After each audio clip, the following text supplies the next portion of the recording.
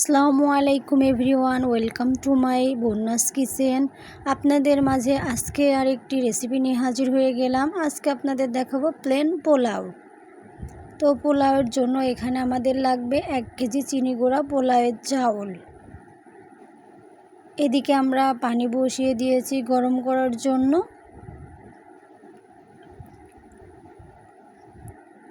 চালটা আমরা ভেজে নিব। এখানে চালটাকে ভালো করে ধুয়ে পানি ঝরিয়ে নিয়েছি, সাথে নিয়েছি 5টা এলাচ ও কয়েক টুকরো দারুচিনি।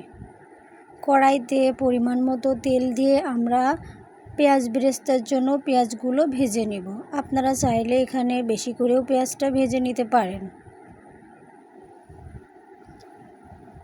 অনেকে এই পেঁয়াজ বেরেস্তার মধ্যে চালটা ভেজে নেন, আবার অনেকে তুলে রাখেন। আজকে আমি পেঁয়াজটা তুলে বাকি তেলের মধ্যে চালটাকে ভেজে নিব।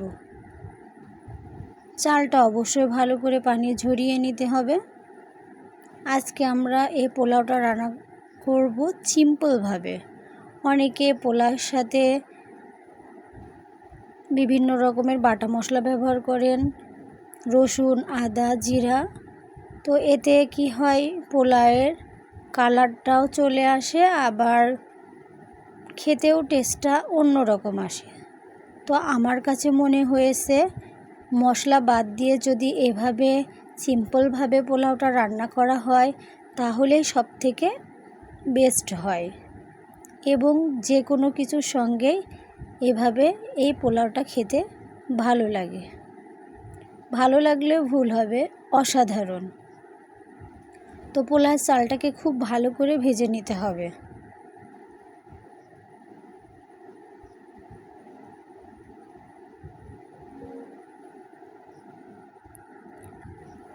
যেহেতু সামনেই কোরবানির ঈদ, আর মাত্র কয়েকটা দিন বাকি, বাসায় মেহমান বা নিজেদের খাওয়ার জন্যও পোলাও রান্না করা হয়।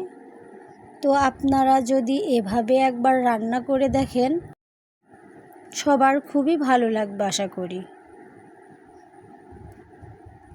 খুব ভালো করে চালটাকে ভেজে নিতে হবে। চালটা দেখবেন যখন ভাজা হয়ে গেছে কালারটা চেঞ্জ হয়ে যাবে এবং একটা শব্দ হবে, এবং নাড়ার সময় মনে হবে না অনেকটা পাতলা হয়ে গেছে। সে পর্যায়ে বুঝবেন চালটা খুব ভালো করে ভাজা হয়ে গেছে। চালটা যত ভালো করে ভাজা হবে পোলাওটা ততটাই ঝরঝরি হবে এবং ভাতটাও অনেকটাই লম্বা হবে। চালটা ভাজা হয়ে গেছে। এদিকে যে গরম পানি করে রেখেছিলাম তার মধ্যে আমরা চালগুলো ঢেলে দেব।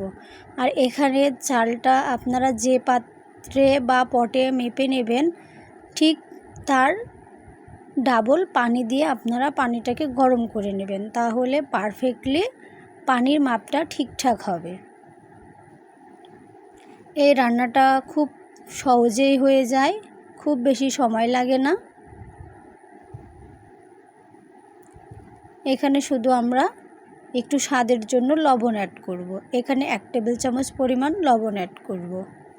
আপনাদের চাল অনুযায়ী কম বেশি লাগতে পারে। এটা কিছু সময় একটু ঢাকা দিয়ে লো আঁচে আমরা রান্নাটা করে নেব। আমার ভিডিও যদি আপনাদের ভালো লেগে থাকে তাহলে অবশ্যই সাবস্ক্রাইব করে বেল বাটনটি অন করে রাখবেন, তাহলে পরবর্তী ভিডিও দেওয়ার সাথে সাথে আপনাদের সামনে হাজির হয়ে যাবে।